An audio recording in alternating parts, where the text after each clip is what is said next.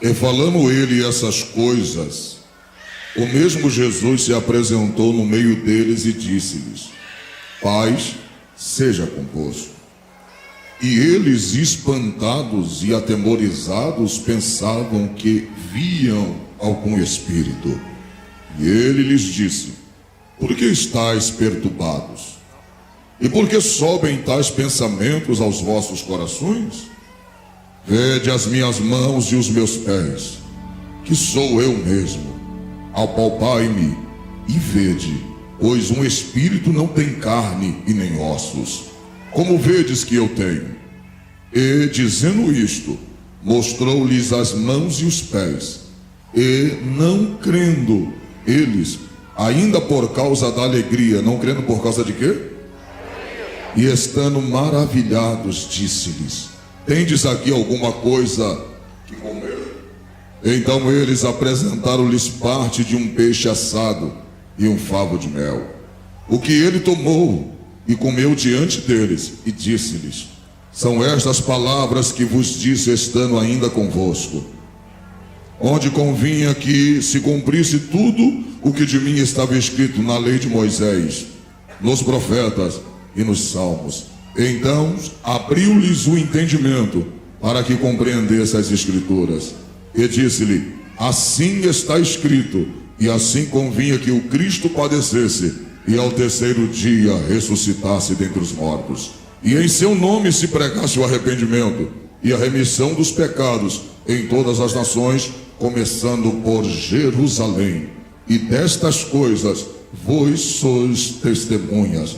Eis que sobre vós vos envio a promessa de meu Pai. Ficai, porém, na cidade de Jerusalém, até que do alto sejam todos revestidos de poder.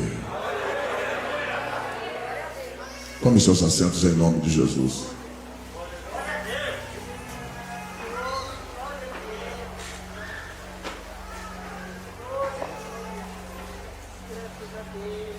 Irmãos, o que está acontecendo aqui, esse trecho aqui, quando você observa o contexto desse texto, você vai ver que aqui está o pilar da nossa fé. Por quê? Jesus ressuscitou. Nesse momento Jesus está vivo. Ele já tinha aparecido, sabe a quem?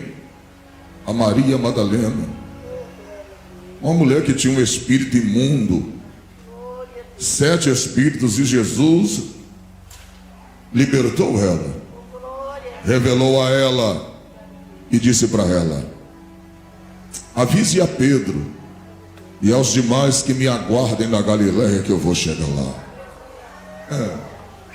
Olha o que está acontecendo aqui agora. É nesse momento que Jesus ressuscita que está acontecendo um alvoroço entre os próprios discípulos de Jesus. Por quê? Porque a fé agora mudaria de nível.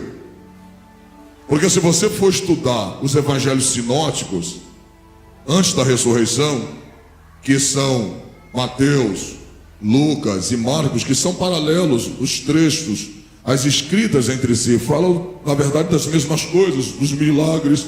Apenas o de João que difere, porque João foca mais nas palavras de Cristo e os outros focam mais nos milagres de Cristo. Então, se você for observar esses 3 evangelhos, você vai ver que antes da ressurreição de Jesus, a fé dos discípulos era uma.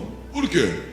Porque era fácil crer em Jesus e a fé está alavancada, porque eles viam Jesus ressuscitar morto. Então, a fé que tinha dentro deles era pelo que via.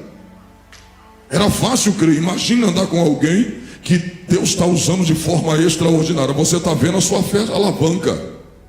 Só que quando Jesus ressuscita, os discípulos que estão agora indo para Emaús falam assim: vamos embora.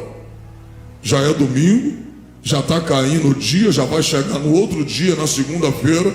Estão falando que ele ressuscitou, mas cadê que até agora a gente não viu? Então o que está acontecendo? Passaram a vida toda vendo. Quando precisou apenas ouvir para crer, não creram. Lembra o que diz Romanos 10:17? De sorte que a fé vem pelo ouvir, e ouvir a palavra de... Os discípulos tinham que ver para crer, mas agora a fé estava no outro nível. Eles precisavam ouvir. É algo tão extraordinário que está acontecendo aqui, que enquanto eu estou pregando para você, Deus vai gerando fé dentro de você, sabia? Enquanto eu vou... É por isso que uma pessoa que não é crente, ela vai aceitar a Cristo, porque enquanto eu estou pregando, vai sendo gerada a fé dentro dela, e ela passa a crer. E quando ela crê, ela vem aqui na frente, abre a boca e confessa a Cristo como Senhor e Salvador da vida dela. Porque Romanos 10:10 diz: visto que com o coração se crê para a justiça, mas com a boca se faz confissão para a salvação da alma. Então as pessoas passam a crer e elas confessam a Cristo como Senhor e Salvador da sua vida. O que está acontecendo agora é que Jesus vai buscar os discípulos. Jesus vai fazer o quê? Eles não conhecem Jesus pela aparência, porque o texto diz que Jesus não se deixa conhecer. Vou falar baixinho. Jesus não se deixa conhecer. Eu não conheço a Deus só quando eu quero. Eu conheço Ele quando Ele me permite. Eu conheço a Ele quando Ele me permite, porque eu não vou conhecer Deus arrogante.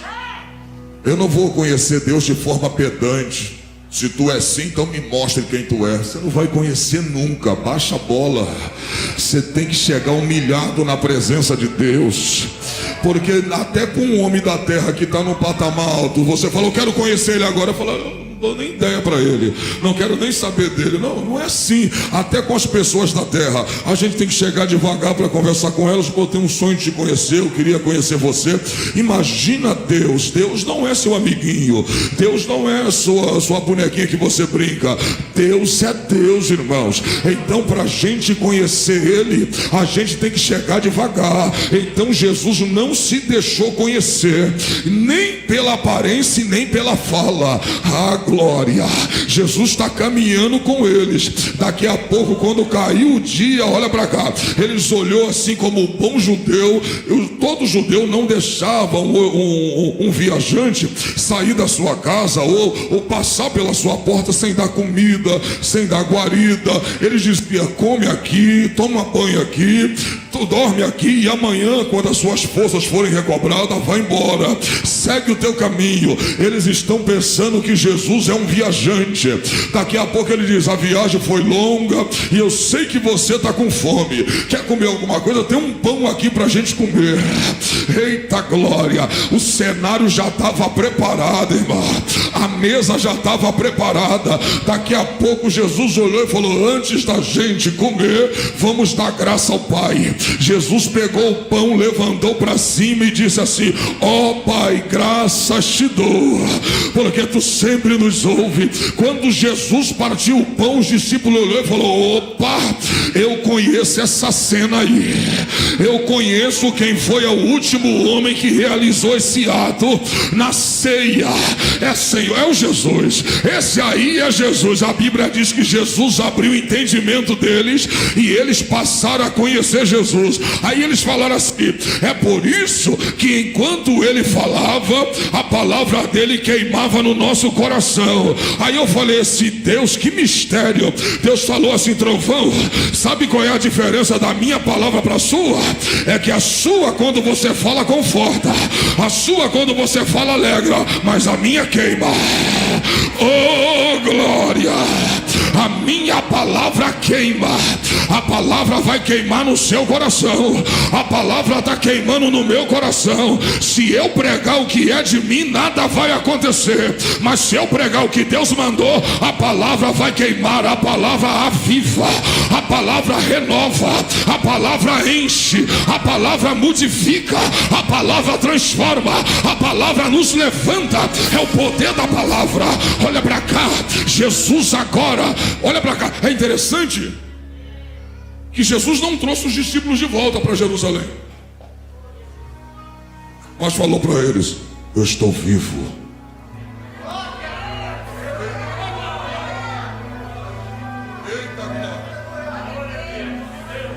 Eu só estou dizendo para vocês que eu estou vivo.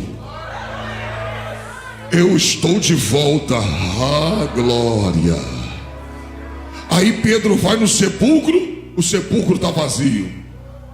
João chega, o sepulcro está vazio. E a pergunta é: será que roubaram ou ele ressuscitou? Pagaram, olha para cá, pagaram para a guarda pretoriana dizer para todo mundo. Os sacerdotes pagou e disseram assim: vocês viram Jesus, não viram? Sabe quem viu Jesus ressuscitar? Maria Madalena. E a guarda pretoriana, diga a guarda. A guarda era crente, mas Jesus se revelou a eles. Você não pegou não? Deus não é membro da Assembleia de Deus não, irmão, para achar que Deus só se manifesta aqui. Deus se manifesta a quem Ele quer. Deus mostra a glória dele a quem Ele quiser. Deus usa mendigo, Deus usa prostituta, Deus usa quem Ele quiser e se revela a quem Ele quer.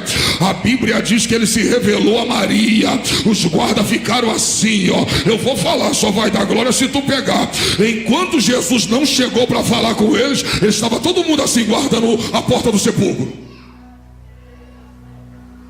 Mas quando o anjo chegou, a perninha deles começou a tremer. Oh glória. Vou falar baixinho, da glória só se tu pegar. Todo valente é valente até que Jesus não chega.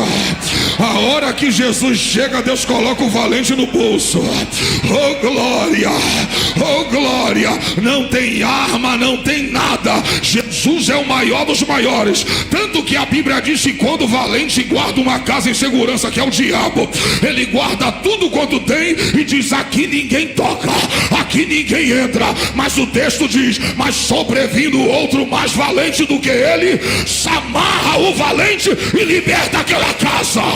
Oh glória, oh glória. Então Jesus está dizendo: o diabo só é valente enquanto eu não chego. Aqueles homens só eram valentes enquanto o anjo não chegou. O anjo chegou, eles ficaram tremendo. Quando eles viram Jesus também, eles se atemorizaram. Daqui a pouco os sacerdotes pagaram eles e disseram: não conte a ninguém que ele ressuscitou. Olha para mim para ver se tu dá glória. Quem é que ressuscitou a Jesus? Foi o Espírito? E falaram o quê? Não conte para ninguém que ele ressuscite? Ah, tem gente querendo abafar o que Deus fez contigo. Eita glória. Tem gente mentindo, achando que você não vai aparecer. Irmãos, olha para cá. Ninguém consegue apagar uma lâmpada que Deus acendeu. Varão do céu, abre essa boca para dar aquele glória que deixa Jesus feliz e a capetada nervosa. Ninguém apaga a lâmpada que Deus acendeu. Se Deus decidiu colocar você em cima da mesa, não tem diabo que vai te colocar embaixo dela. Oh glória, oh glória. Embaixo da mesa clarei o chão, em cima da mesa clarei a casa. Deus está dizendo: eu não te levantei para clarear chão, eu levantei você para clarear a vida. Abre essa boca para dar.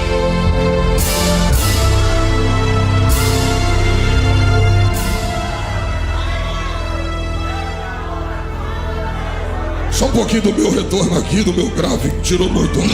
Olha para cá, Jesus está dizendo que Ele levantou você para fazer algo extraordinário. Abrir a boca e falar assim: Ele não ressuscitou. Esses dias eu passei por um problema aí, espalharam na rede social que eu tinha morrido. Pastor Júnior Trovão morre vítima de complicação. Ah, quando eu restaurei, meu irmão, quando Deus me curou, falei pro capeta: agora tu se prepara, porque tu queria ir no meu enterro, mas agora tu vai ter que ir no congresso que eu vou pregar. Oh glória, oh glória, oh glória. Eu falei: agora eu vou voltar mais forte, agora eu vou orar mais, agora eu vou se consagrar mais, porque o maior número de almas que eu conseguir arrancar da mão do diabo, eu vou arrancar na autoridade do nome de Jesus. Já foi mais de 200 almas desde a minha restauração. Oh glória. E se Deus não salvar aqui hoje, pelo menos Deus vai encher uma... Eita glória. Abre essa boca para dar glória a Deus aí, rapaz.